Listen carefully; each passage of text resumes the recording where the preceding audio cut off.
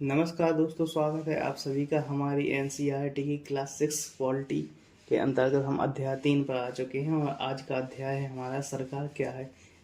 आज हम लोग सरकार के बारे में पढ़ेंगे और इनके कुछ महत्वपूर्ण टॉपिक पर ध्यान देंगे।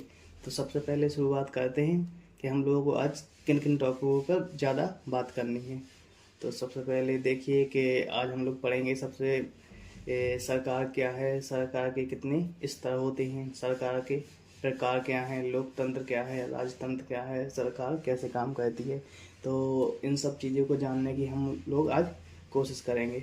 और चलिए शुरुआत करते हैं अपने अध्याय की। तो सबसे पहले आते हैं नीचे, और यहाँ पे आप लोग देख रहे होंगे कि अखबार की कटिंग लगी हुई है, जो अखबार काट को चिपकाए गए हैं यहाँ पे। जैसे सबसे पहले लिखा है, सरकार ने कामगारों के अधिकारों की रक्षा की मांग की और बाढ़ पीड़ितों के लिए सरकार की ओर से राहत सामग्री भी मिली। और प्याज की दर में उछाल, सरकार ने प्याज के दामों को तय किए। ये बहुत सारी कटिंग लगी हुई है और ये सब सरकार क्या है ये जानने की कोशिश करेंगे। तो क्या होता है कि हर देश में विभिन्न निर्णय लेने के लिए, काम करने के लिए सरकार की ज़रूरत होती है और ये निर्णय कई प्रकार के विषय से संबंधित हो सकती हैं। जैसे सड़कें और स्कूल कहाँ बनाए जाएं, बहुत ज़्यादा महंगी ना हो जाए, और किसी चीज़ के दाम कैसे घटाए जाएं, अथवा बिजली की आपूर्ति को कैसे बढ़ाया जाए। सरकार कई सामाजिक मुद्दों पर भी कार्रवाई करती है। सरकार कई सामाजिक मुद्दों पर भी कार्रवाई करती है। कहाँ थे, अच्छा सॉरी, करती है। उदाहरण के लिए जैसे करते हैं कि सरकार गरीबों की मदद करने के लिए कई कार्यक्रम भी चलाती है। इनके अलावा अन्य महत्वपूर्ण काम भी करती है, जैसे डाक, रेल सेवाएं चलाना आदि। सरकार का काम देश की सीमाओं की सुरक्षा करना और दूसरे देश से शांतिपूर्ण संबंध बनाए रखना भी है। उसकी जिम्मेदारी यह सुनिश्चित करना है कि देश के सभी नागरिकों को पर्याप्त भोजन, अच्छा स्वास्थ्य सुविधाएं मिले। जब प्राकृतिक विपदा घेरती है तो सुनामी या भूकंप तो मुख्य रूप से सरकार की पीड़ितों लोगों की सहायता करते हैं। जो पीड़ित रहते हैं, असहाय होने हैं, तो सरकार ही उनकी सहायता करती है। अगर कहीं कोई विवाद होता है या कोई अपराध करता है तो लोग न्यायालय जाते हैं, या न्यायालय भी सरकार का ही अंग है। तो न्यायालय क्या है, एक सरकार का अंग है। शायद आपको यह जानकर अचरज हो रहा होगा कि सरकार इतना सब कुछ कैसे कर पाती है और सरकार के लिए इन कामों को करना क्यों जरूरी है। जब लोग इकट्ठे रहते हैं और काम करते हैं तो कुछ हद तक एक व्यवस्था की ज़रूरत होती है जिससे आवश्यक निर्णय लिए जा सकें। कुछ नियमों की ज़रूरत होती है जो सब पर लागू हो। उदाहरण के लिए संसाधनों के नियंत्रण और देश की सीमा की सुरक्षा की ज़रूरत होती है ताकि लोग सुरक्षित महसूस कर सकें। लोगों के लिए सरकार जो है कई तरह के काम करती है। वह नियम भी बनाती है, निर्णय भी लेती है। अपनी सीमा में रहने वाले लोगों पर नियमों को लागू भी करती है। जैसे कि यहाँ पे लिखा है, उदाहरण के सरकार के अंग क्या है। तो सरकार का अंग देखो, सर्वोच्च न्यायालय भी है, भारत पेट्रोलियम, भारतीय रेल, ये सब सरकार के अंग हैं। और नीचे अगला टॉपिक है हमारा सरकार के स्तर। तो अब आपको पता है कि सरकार कितनी सारी अलग अलग चीज़ों के लिए जिम्मेदार है। तो क्या आप क्या सोच सकते हैं कि सरकार के ये सारे इंतजाम कैसे करती है।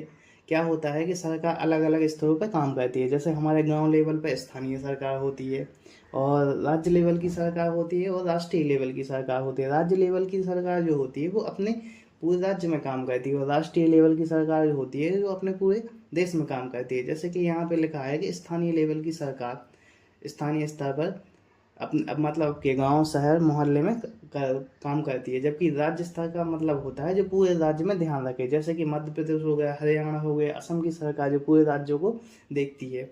और राष्ट्रीय स्तर की सरकार का संबंध पूरे देश से होता है। ये पूरे देश से होता है, मतलब पूरे देश में वो सरकार काम करेगी, अपना नियंत्रण पूरे देश में करेगी। इस किताब में आगे पढ़ कर आप चलकर देखेंगे कि स्थानीय सरकार कैसे काम करती है, और आगे की कक्षाओं में राज्य एवं राष्ट्रीय स्तर पर सरकारों के कामों के बारे में जानेंगे।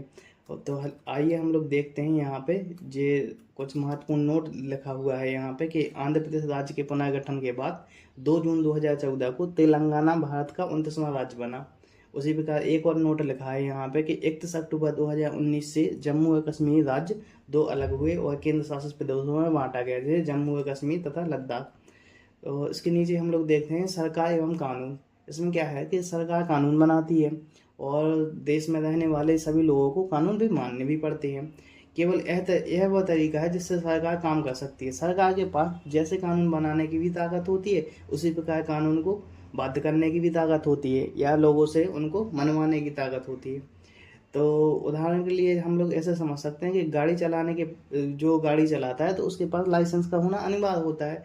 उसी तरह लाइसेंस बिना गाड़ी के मतलब लाइसेंस के बिना गाड़ी नहीं चलाते हुए मतलब जिसके पास लाइसेंस नहीं है वो गाड़ी चलाते हुए जब गाड़ी चलाता है तो पकड़ा जाता है, उसे सजा या जेल जुर्माना भरना पड़ता है। उसी प्रकार सरकार जो कार्रवाई कर सकती है उसके अलावा अगर लोगों को लगे कि किसी कानून का ढंग से पालन नहीं हो रहा है, अगर लोगों को लगता है कि किसी कानून का ढंग से पालन नहीं हो रहा है तो वो कुछ कदम उठा सकते हैं। उदाहरण के लिए वो किसी व्यक्ति को यह लगे कि उसको उसके धर्म या जाति के कारण किसी नौकरी में नहीं लिया गया है तो वह सीधा न्यायालय जा सकता है और वह यह दावा कर सकता है कि कानून का पालन नहीं हो रहा है। तब न्यायालय आदेश देगा कि क्या कदम उठाने की ज़रूरत है।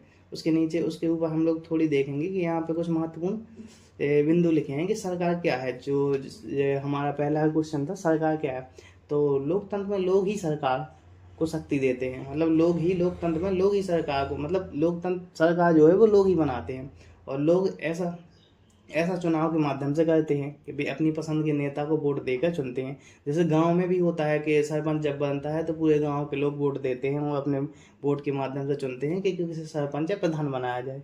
एक बार जब चुन लिए जाने के बाद यही लोग सरकार बनाते हैं। ये गांव लेवल में सरपंच छोटे लेवल पर होते हैं, स्थानीय लेवल पर वो स्थानीय सरकार होती है।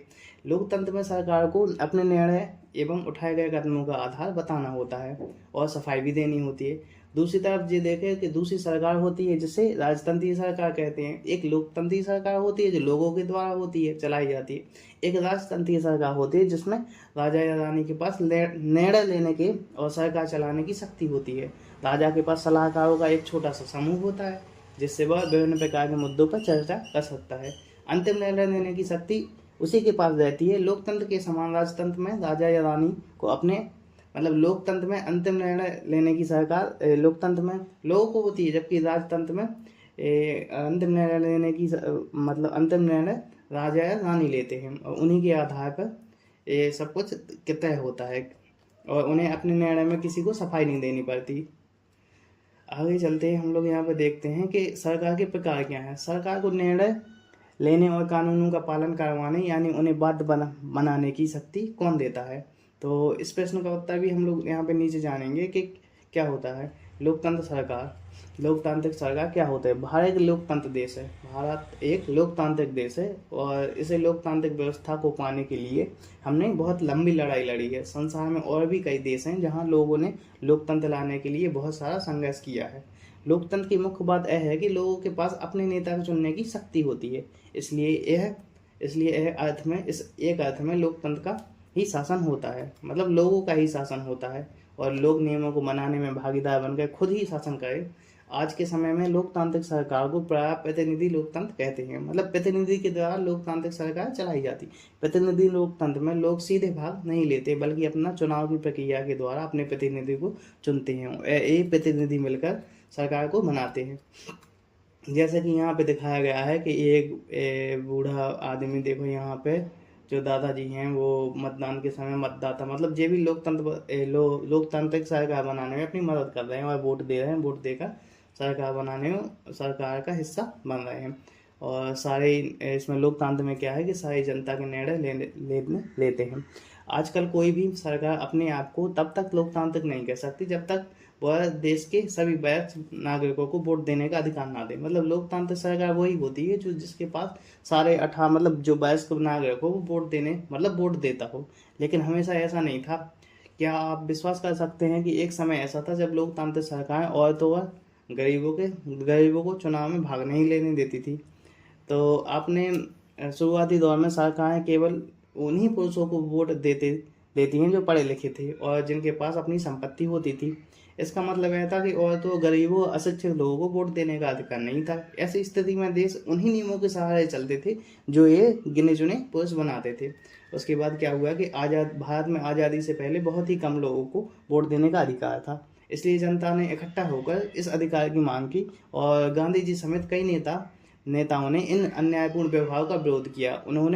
उन्होंने भी जोर शोर से यह मांग उठाई कि 1931 में यंग इंडिया पत्रिका में गांधी जी ने लिखते हुए कहा है मतलब 1931 में यंग इंडिया पत्रिका किताब में लिखते हुए उन्होंने कहा कि मैं यह विचार सहन नहीं कर सकता कि जिस आदमी के पास संपत्ति है वो वोट दे सकता है, लेकिन वह आदमी जिसके पास चरित्र है पर संपत्ति या शिक्षा नहीं, वह वोट नहीं दे सकता। या जो दिन भर अपना पसीना बहाकर ईमानदारी से काम करता है वो वोट नहीं दे सकता, यह क्योंकि उन्होंने गरीब होने का गुनाह किया है। इसके बाद हम लोग यहाँ पे देखते हैं कि ये संसार ये जो बॉक्स बना है इसमें बहुत अच्छी बात लिखी है, इसको हम लोग पढ़ने का प्रयास करेंगे कि संसार में कहीं भी सरकारों ने स्वेच्छा से अपनी शक्ति लोगों के साथ नहीं बांटी। पूरे यूरोप और अमेरिका में महिलाओं और गरीबों को सरकार के कार्यों में भागीदारी के लिए संघर्ष करना पड़ा। महिलाओं द्वारा मताधिकार के लिए किए गए संघर्ष में प्रथम विश्व युद्ध के दौरान मजबूती पड़ी। इस आंदोलन को महिला मताधिकार आंदोलन कहते हैं। महिला मताधिकार वोट्स फॉर वुमेन। तो इसमें क्या हुआ कि अंग्रेजी में इसे सफेद मूवमेंट भी कहते हैं। सफेद मूवमेंट का मतलब होता है वोट देने का अधिकार। युद्ध के दौरान बहुत से पुरुष लड़ाई में थे, इसलिए महिलाओं को उन कामों को करने के लिए बुलाया गया जो पहले पुरुषों के काम माने जाते थे। और जब महिलाओं ने उन विभिन्न प्रकार के काम में और अपनी उनकी व्यवस्था शुरू की तो लोगों ने यह देखकर बड़ा ही आश्चर्य हुआ कि उन्होंने महिलाओं उनकी क्षमताओं के बारे में क्यों इतनी गलत रूढ़िबद्ध धारणा बना ली कि महिलाएं ये काम वो पुरुष वाला काम नहीं कर सकती, महिलाएं ये काम नहीं कर सकती। इस तरह महिलाओं को निर्णय लेने के लिए समान रूप से योग्य माने जाने लगा। महिला मताधिकार आंदोलन के साथियों ने सभी महिलाओं के लिए वोट देने के अधिकार की मांग की, उनकी आवाज़ सुनी। इसके जरिए उन्होंने जगह जगह पर अपने आप को लोहे की जंजीरों में बांधकर प्रदर्शन किया और उनमें कई क्रांतिकारी महिलाएं जेल भी गईं और भूख हड़ताल पर बैठी। अमेरिका में औरतों को वोट देने का अधिकार 1920 में मिला। जैसे क्वेश्चन आ रहा था अमेरिका में वोट देने का अधिकार औरतों को मतलब कब मिला, तो वो 1920 मिला, जबकि इंग्लैंड की औरतों को यह अधिकार कुछ सालों बाद मिला, 1928 में मिला। उसके बाद हम लोग आगे देखते हैं। इस अध्याय का समापन होता है और आप लोग देख लीजिएगा, इसमें कुछ महत्वपूर्ण चीज़ें को हमने हाईलाइट कर दिया है, तो आप लोग देख लीजिएगा। Thank you for watching. धन्यवाद।